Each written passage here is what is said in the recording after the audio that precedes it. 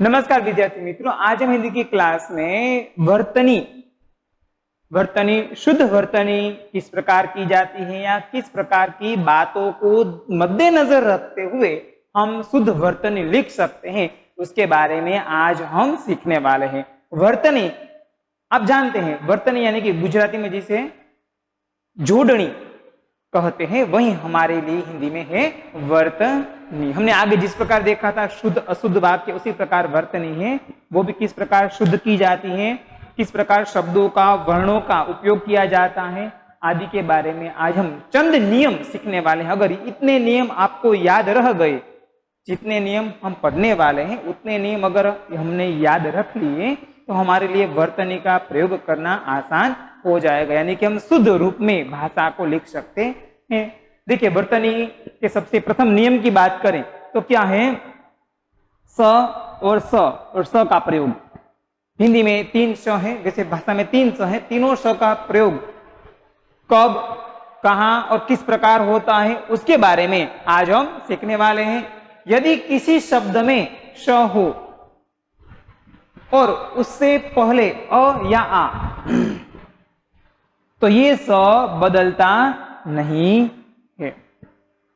देखिए, यानी कि अ या आ के बाद, अ या आ के स्वर के बाद अगर ये स है तो ये श बदलता नहीं है।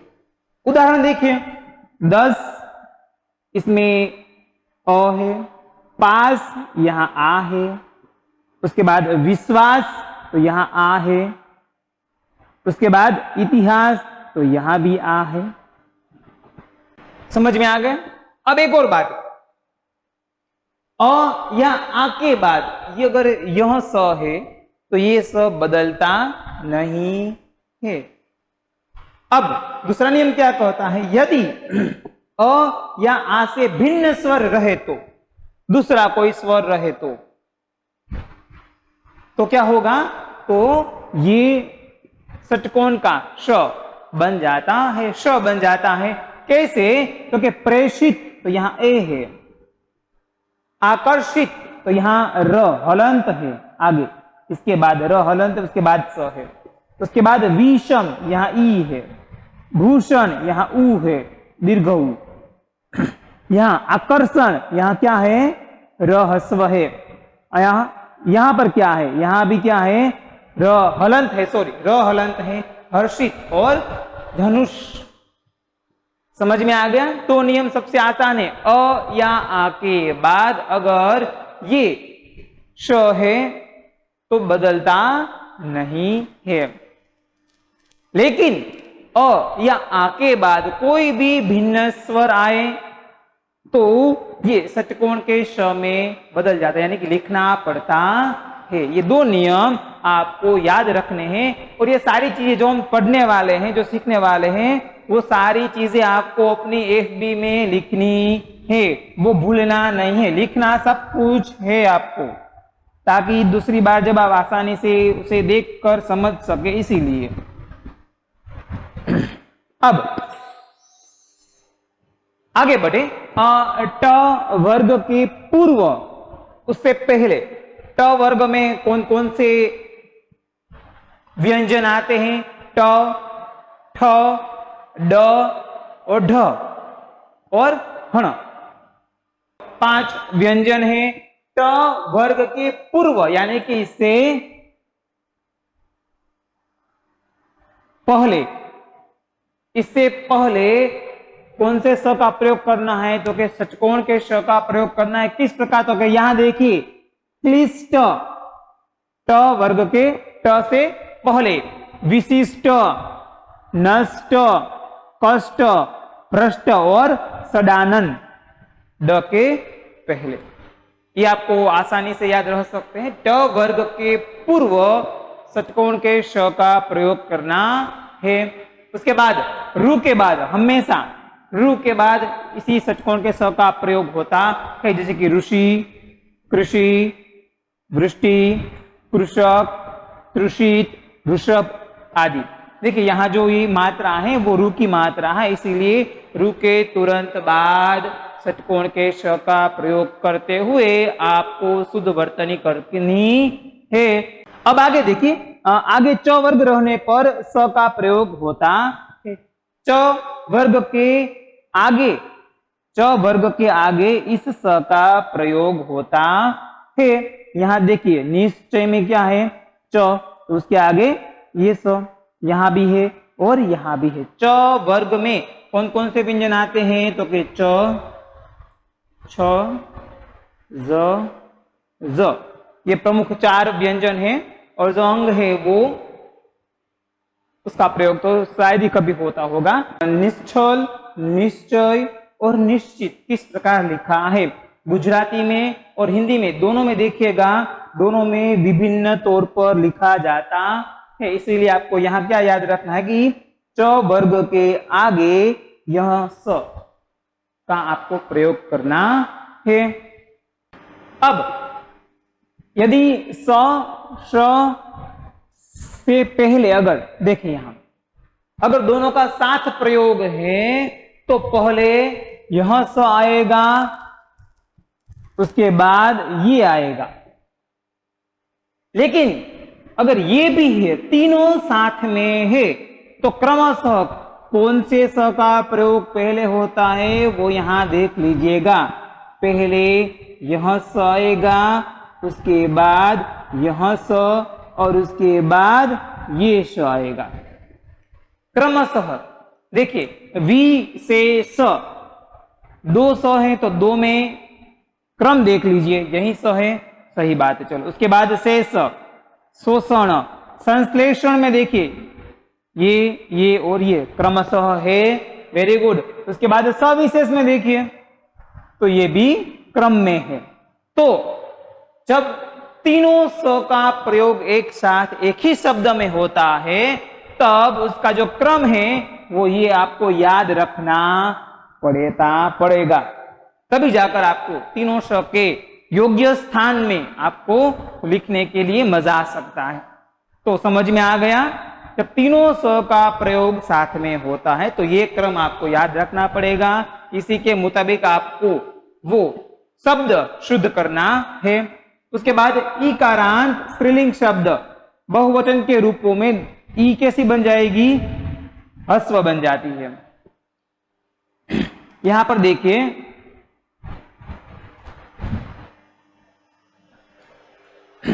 ताली, ईकारांत स्त्रीलिंग शब्द है, ताली कैसी, तो ताली यानी कि जे बजाते हैं, करतल ध्वनि जिसे तालियां भी कहते हैं, तो बहुवचन का बनेगा तालियां, लेकिन ई कैसी बन जाएगी, हस्व। हमने प्रत्यय भी देखे थे तो इसमें इया प्रत्यय लगा हुआ है, यहाँ इया, यहाँ भी इया प्रत्यय, कौन सा प्रत्यय है, ई या। अगर आपने बहुवचन के नियम 8वीं कक्षा में ठीक तरीके से पढ़े हैं तो ये वचन परिवर्तन में यही नियम था कि अगर एक वचन में दीर्घ ई है, अगर स्त्रीलिंग शब्द है तो उसका अगर हमें बहुवचन करना है तो हस्व ई करके करना पड़ेगा। जैसे कि यहाँ तालियां, यहाँ दीर्घ है तो यहाँ हस्व, तालियां, दासियां और टोपियां, तो ये हमारे लिए शुद्ध वर्तनी है। अगर आपने इस प्रकार लिखा है, अगर आपने वर्तनी में ये शब्द लिखा है तो ये गलत हो जाएगा, क्योंकि नियम के मुताबिक तालियां इस प्रकार सही होता है, वो आपको याद रखना है। संस्कृत से अब आगे देखें, संस्कृत से आए हुए तत्सम शब्दों की अंत्यति अधिकतर ह्रस्व होती है, यानी कि जो मूल संस्कृत भाषा के शब्द हैं जिसमें अंत्यत यानी कि अंतिमति कैसी होती है, ह्रस्व, जैसे कि गति, मति, रीति, स्थिति, पति आदि, जो संस्कृत भाषा से सीधे ही आए हैं, ऐसे ती वाले शब्द, ऐसे ती वाले शब्द की अंत्यति यानी कि अंतिम ती हमेशा ह्रस्व होती है, वो भी आपको याद रखनी पड़ेगी। और ये सारी चीजें आपको अपनी एफबी में लिखनी है, आप लिखकर इसे याद रखने का प्रयत्न कर सकते हैं। अब आगे देखिए, श्रेष्ठवाचक शब्दों का प्रत्यय इष्ट की जगह इष्ट होता है। श्रेष्ठवाचक, श्रेष्ठवाचक शब्द सम्मानीय शब्द, इष्ट नहीं, क्या क्या बनेगा, इष्ट बनता है। क्या बनता है, इष्ट। जैसे कि कनिष्ठ नहीं, कनिष्ठ नहीं, कनिष्ठ बनता है। क्या बनता है, कनिष्ठ। हमने एक नियम ये भी देखा था, इसमें अगर देखे तो आपको अगर ध्यान से देखे तो क्या मिलेगा, ई के बाद स का प्रयोग होता, कौन सा स मिलेगा, ये स लिखना है। और ट वर्ग के आगे कौन सा स है, तो ये स है। समझ में आ गया। तो लेकिन जब श्रेष्ठवाचक शब्द है तो वहां कनिष्ठ नहीं, कनिष्ठ नहीं, वहां कनिष्ठ मिलेगा। धर्मिष्ठ नहीं, धर्मिष्ठ मिलेगा। ज्येष्ठ नहीं, ज्येष्ठ मिलेगा। तो ये आपको शुद्ध वर्तनी याद रखनी है कि जब इष्ट नहीं, इष्ट का प्रयोग करना है कहां पर, तो कि श्रेष्ठवाचक शब्दों के अंतर्गत। तो ये आपको याद रखना है। उसके बाद ये प्रत्यय देखिए, ये प्रत्यय में य दीर्घ होती है, जैसे कि जातीय, भारतीय, राजकीय, स्वर्गीय। इसमें क्या है, य कैसी है, सब में दीर्घ है, यानी कि य प्रत्यय हमेशा ई है वह दीर्घ होती है। अगर कभी भी इस प्रकार भारतीय पूछा जाए तो ये वर्तनी कैसी होगी, गलत, क्योंकि यहाँ य प्रत्यय और ये प्रत्यय हमेशा कैसा होगा, दीर्घ होगा। तो ये आपको याद रखना। ये सामान्यतया इक प्रत्यय है। देखिए प्रत्यय, हमने प्रत्यय पढ़कर बैठे हैं, इसलिए याद होगा कि इक प्रत्यय में ई ह्रस्व ही होगी। जैसे कि औद्योगिक, सामाजिक, शारीरिक, नैतिक, स्थानिक और ऐच्छिक। तो इक देखिए सब में इक कैसी है, ह्रस्व एक दिखाई दे रही है। अगर ये वर्तनी, इसको अगर हमें शुद्ध करना है तो क्या मिलेगा, सबसे पहले हमें क्या देखना पड़ेगा कि शारीरिक, एक बार पढ़ना है शारीरिक है तो इसमें आपको तुरंत याद आ जाना चाहिए कि शारीरिक, इसमें इक है और इक हमेशा कैसी होगी, तो कि ह्रस्व। तो क्या होगा, शारीरिक, क्या बनेगा, शारीरिक बनता है। लेकिन आपको एक चीज और याद में रखनी पड़ेगी कि इसमें जो ये आगे वाले शब्द हैं वो आपको याद होने चाहिए कि मूल शब्द किस प्रकार लिखा जाना चाहिए, वो भी आपको याद होना चाहिए, क्योंकि ये वर्तनी सीख रहे हैं। ओके। उसके बाद अगर दूसरा शब्द देखें तो ये कि नैतिक, नैतिक है। तो नैतिक नहीं, क्या है शब्द वर्तनी के हिसाब से क्या है, तो कि न्याय है, और इक प्रत्यय है तो कैसा रहेगा, नैतिक। तो ये भी छोटी सी चीज आपको ध्यान में रखनी पड़ सकती है। अब इन प्रत्यय देखिए, इन प्रत्यय में ई कैसी होगी, दीर्घ होती है। जैसे कि अर्वाचीन, दीर्घ इन, प्राचीन, पराधीन, कुलीन, नवीन। अगर ये नया शब्द है रंगीन, अगर इसकी वर्तनी आपको दिखाई दे रहा है, वर्तनी का उदाहरण है। अब अशुद्ध है, इसे शुद्ध करने के लिए सबसे पहले क्या करना पड़ेगा, पढ़ना पड़ेगा कि रंगीन, इसमें इन प्रत्यय है तो इन प्रत्यय हमेशा कैसा होगा, दीर्घ। ओके, तो ये आपकी वर्तनी शुद्ध बन जाती है। समझ में आ गया। ये सारी चीजें आपको अपने एफबी में लिखनी है। अब हलंत का प्रयोग, हलंत यानी कि हमने संधि में हलंत शब्द का प्रयोग किया है। जैसे कि एक क है तो उसका अगर ये हलंत, इसमें कोई स्वर सम्मिलित होता नहीं, ये संपूर्ण व्यंजन है। तो मान, वान और हान प्रत्ययांत शब्दों के हलंत का प्रयोग अवश्य होना चाहिए। प्रत्ययांत यानी कि अंत में श्रीमान, हम ज्यादातर श्रीमान ऐसे ही लिखकर छोड़ देते हैं, लेकिन वर्तनी के हिसाब से श्रीमान न हलंत होता है, जिस प्रकार यहां दिखाई दे रहा है, जिस प्रकार यहां दिखाई दे रहा है और यहां दिखाई दे रहा है। कहां कहां पर, क्योंकि तो मान, वान और हान, तीन में महान, विद्वान और श्रीमान, उसमें न अंत्य प्रत्यांत शब्दों के हलंत का प्रयोग अवश्य होना चाहिए। ये शुद्ध वर्तनी का नियम है। अगर कभी भी आपको वर्तनी में देखिए अगर इसी प्रकार श्रीमान पूछा जाए तो इसकी शुद्ध वर्तनी कीजिए, तो आपको क्या करना है, केवल श्रीमान हलंत करके छोड़ देना है ताकि आपकी वर्तनी शुद्ध बन जाती है।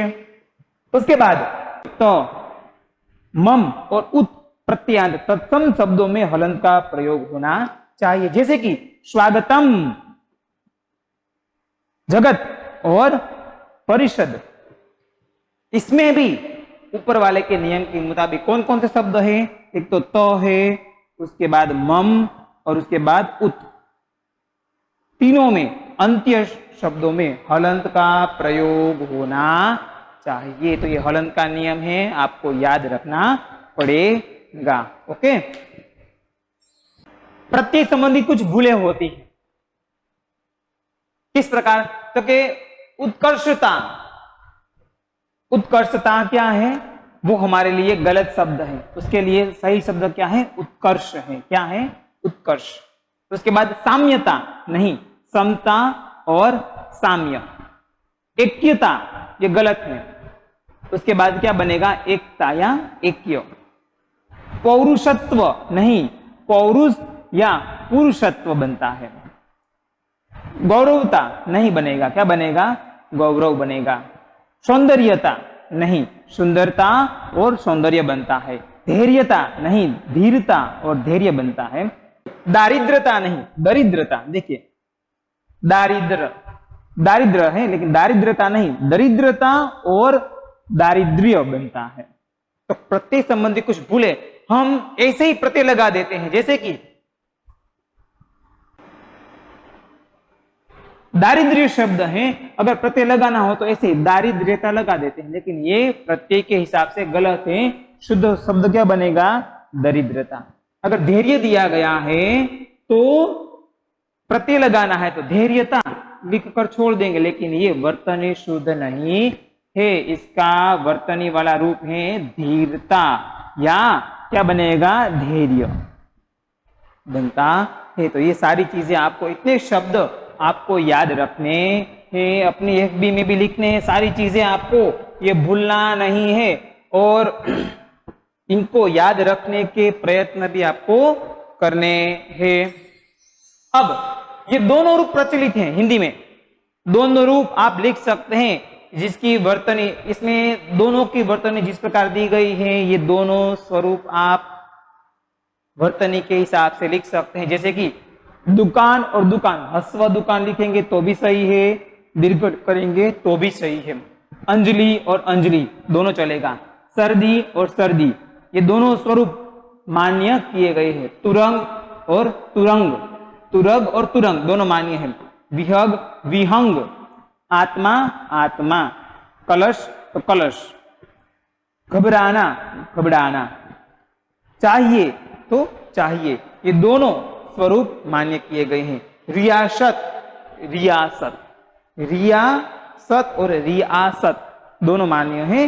सोसाइटी और सोसाइटी दोनों मान्य है। यहाँ पर देखिए वर्तने के हिसाब से ये चीजें, ये अपवाद है और आपको ये अपवाद याद रखना पड़ेगा। मुस्कान और मुस्कान दोनों मान्य है। एकत्र एकत्रित, जाए और जाए, पिंजरा तो पिंजड़ा दोनों मान्य है। सामान्यतः और सामान्यतया दोनों। वशिष्ठ और वशिष्ठ, देखिए यहां देखिए, ईष्ठ तो है ही, वो नियम के मुताबिक है, लेकिन स में देखिए वशिष्ठ और वशिष्ठ दोनों मान्य है। पृथ्वी और पृथ्वी दोनों स्वरूप मान्य है। दंपति दंपति, हस्व और दीर्घ दोनों मान्य है। उषा और उषा, बिल्कुल और बिल्कुल, हलवा और हलवा, तो ये दोनों स्वरूप मान्य है। ये भी आपको याद रखने का प्रयत्न करना है। अब स्वाध्याय की बारी। कुछ स्वाध्याय के शब्द हैं ये: अमावस्या, सन्मुख, जागृति, साम्यता, प्राचीन, निश्चय, ऐक्यता और दैनिक। इन शब्दों की शुद्ध वर्तनी आपको लिखनी है। तो अपनी एफबी में इनका स्वाध्याय आपको अवश्य कंप्लीट करना पड़ेगा।